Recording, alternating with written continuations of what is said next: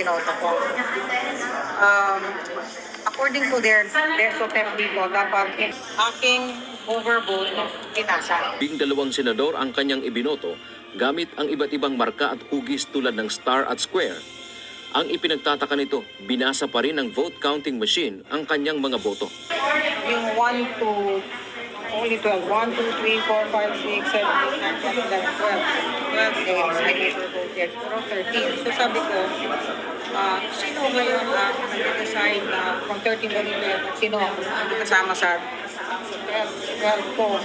Kung mawala, parang ganyan po, ang chooses na ang 12 ko ay ito, despite nag-overvote ako. Is it by 1, 2, 3, based on random na positive? I'm just concerned. I want to clarify. Sinagot naman ito ni Commission on Elections o COMELEC Chairman George Erwin Garcia. Ipinakita ni Garcia ang eksaktong ginawang pagboto ni Lizada sa pamamagitan ng isang sample ballot. Sabi ng opisyal, lumalabas eksaktong 12 lang talaga ang naiboto ni Attorney Lizada.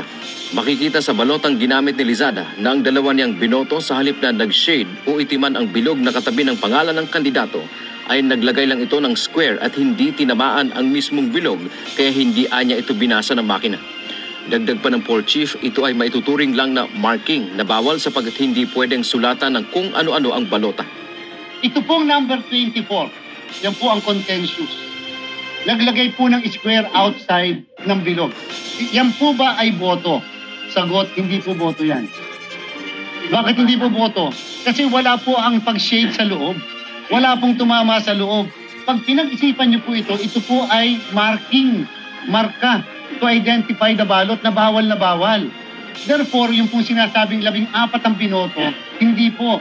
12 lang ang binoto sapagkat itong square, hindi po ito boto. Opo, hindi po ito bilya. Ito po ay marka lang, hindi po ito boto.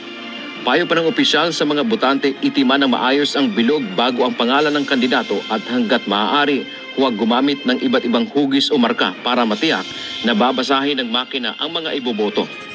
Pag boboboto tayo, dapat shading. Hindi linya, hindi drawing, hindi po square, shading ng bilog sa loob. Ang gusto nga po natin, dapat po kumpleto ang pag-shade sa loob ng bilog na yan. Paalala pa ng komisyon, pwedeng mag-undervote dahil babasahin pa rin ng makina ang iboboto. Ngunit huwag lang mag-overvote o sobra sa bilang ang ilalagay ng kandidato sa balota sapagkat mababaliwala ito at hindi babasahin ng ACM.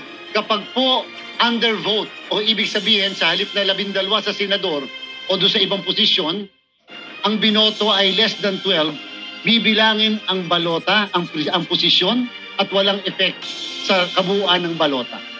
Pagka po overvote, ang vote doon sa mismong posisyon, 13 sa halip na 12, ang mangyayari po, hindi bibilangin ang boto doon sa posisyon